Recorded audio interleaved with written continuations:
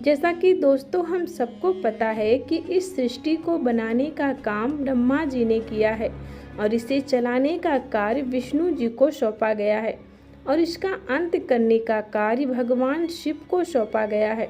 इसीलिए ऐसी मान्यता है कि जब कलयुग अपनी चरम पर होगा तब भगवान शिव इसका अंत करेंगे। दोस्तों, क्या आप सभी ने कभी सोचा है कि आखिर केदारनाथ मंदिर का ज्योतिर्लिंग सबसे अलग क्यों है? केदारनाथ मंदिर जो 12 ज्योतिर्लिंगों में से एक ज्योतिर्लिंग माना जाता है, उसका एक रहस्य आज भी दुनिया से परे है। अगर आप सभी ने केदारनाथ मंदिर में भगवान शिव के उस ज्योतिर्लिंग के दर्शन किया होगा तो आप सभी ने देखा होगा कि वह शिवलिंग एक बैल के आकार में बना हुआ है। उस शिवलिंग को देखने में ऐसा प्रतीत होता है कि जैसे मानो कोई बैल धरती में समा रहा है या फिर वह धरती से निकलने की कोशिश कर रहा है। आखिर क्यों केदारनाथ मंदिर का ज्योतिर्लिंग बाकी सभी ज्योतिर्लिंगों में से सबसे अलग है और क्या है उस शिवलिंग का रहस्य जिससे दुनिया आज भी अनजान है? चलिए जानते हैं आज के इस वीडियो में। उससे पहले अगर अभी तक आपने हमारे चैनल को सब्सक्राइब नहीं किया है तो जल्दी से चैनल को सब्सक्राइब करें और बगल में बने घंटे को भी ऑन कर दें। चलिए दोस्तों, वीडियो को शुरू से शुरू करते हैं। दोस्तों, केदारनाथ मंदिर भगवान शिव का एक ऐसा मंदिर है जहां आए दिन चमत्कार होते देखे जाते हैं। भगवान शिव के 12 ज्योतिर्लिंगों में से एक ज्योतिर्लिंग भी माना गया है। आज उसी ज्योतिर्लिंग के बारे में हम आपको एक ऐसी रोचक जानकारी देने वाले हैं जो महाभारत काल से जुड़ा हुआ है। दोस्तों, जब महाभारत काल का युद्ध हुआ था तब उसमें पांडवों की जीत हुई थी और युधिष्ठिर को समस्त संसार का राजा बनाया गया था। परंतु क्या आपको पता है कि उन्हीं पांडवों में से सभी से एक ऐसा घोर पाप हुआ था जिससे मुक्ति पाने के लिए भगवान श्री कृष्ण ने उन्हें भगवान शिव के शरण में जाने के लिए कहा था। इसलिए सभी पांडव अपने पाप से मुक्ति पाने के लिए भगवान शिव की खोज में धरती पर निकल पड़े। पांडवों को यह बात मालूम था कि काशी भगवान शिव का नगरी है, इसीलिए वह सबसे पहले भगवान शिव की खोज करने के लिए काशी नगरी में आए। परंतु महादेव पांडवों से मिलना नहीं चाहते थे, इसलिए वह काशी नगरी को छोड़कर केदारनाथ धाम चले गए। जब पांडवों को काशी नगरी में महादेव नहीं मिले तो वह उनकी खोज में केदारनाथ धाम पहुँचे, क्योंकि काशी के बाद केदारनाथ धाम ही है भगवान शिव का प्रिय धाम।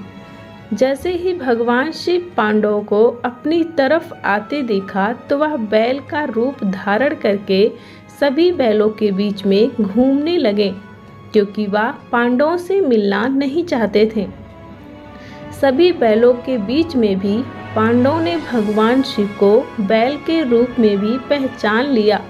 जैसे ही पांडव बैल के रूप में महादेव के ओर बढ़ने लगे, वैसे ही तुरंत वह बैल यानी कि महादेव धीरे धीरे करके धरती में समाने लगे। जब पांडवों ने देखा कि महादेव बैल के रूप में धरती में समा रहे हैं तो वह तुरंत पांडवों में से एक पांडव यानी कि भीम ने जाकर उस बैल का पूंछ पकड़ लिया।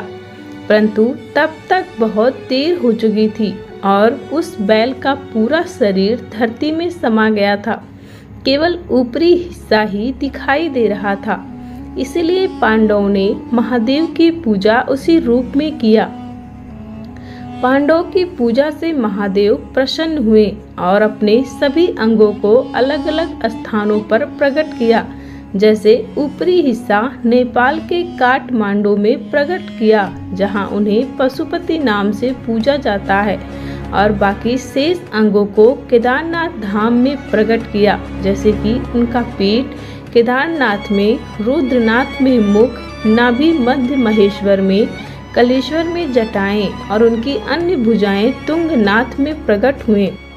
इन स्थानों को पंच केदारनाथ के नाम से भी जाना जाता है। पांडवों ने इन सभी स्थानों पर भगवान शिव की पूजा किया था। महादेव उनकी आराधना से प्रसन्न होकर उन्हें सभी पापों से मुक्त किया था। हिमालय के जिस गोद में पंच केदारनाथ स्थित था उसे आज केदारखंड के नाम से दुनिया जानती है। यह पूरा क्षेत्र भगवान शिव को समर्पित है। भगवान शिव के बैल रूपी अंगों द्वारा ही पंच केदारनाथ का स्थापना हुआ था, जिसमें से सबसे विशेष स्थान पर है केदारनाथ धाम, क्योंकि यही वह स्थान है जहां पर भगवान शिव बैल रूपी में धरती में समाये हुए हैं, जहां पर उनके पीठ की पूजा शिवलिंग के रूप में किया जाता है। मान्यताओं के अनुसार चारों धाम की यात्रा में भी केदारनाथ धाम का अहम भूमिका होता है। बद्रीनाथ धाम में दर्शन करने आए यात्री केदारनाथ धाम की यात्रा के लिए काफ़ी ज़्यादा मात्रा में पहुंचते हैं। आपको बता दें कि केदारनाथ धाम के थोड़ी सी दूरी पर ही मध्य महेश्वर मंदिर भी स्थापित है, जो पंच केदार खंड में से दूसरे स्थान पर माना गया है, जहां पर भगवान शिव की पूजा नाभि शिवलिंग के रूप में किया जाता है। पंच केदारेश्वर में तीसरे स्थान पर आता है तुंगनाथ मंदिर, जहां पर भगवान शिव जी की भुजाएं प्रकट हुई थी, इसलिए उस स्थान पर उनकी पूजा भुजाओं के रूप में किया जाता है। इस मंदिर को शिव जी का सबसे ऊंचा मंदिर माना गया है। चौथा स्थान है रुद्रनाथ, जहां पर भगवान शिव उस बैल रूपी में से मुख के रूप में प्रकट हुए थे। रुद्रनाथ में भगवान शिव की पूजा मुख के रूप में किया जाता है। दोस्तों, आप सभी का पंच केदारेश्वर मंदिर के बारे में क्या सोचना है, हमें कमेंट सेक्शन में कमेंट करके ज़रूर बताएं।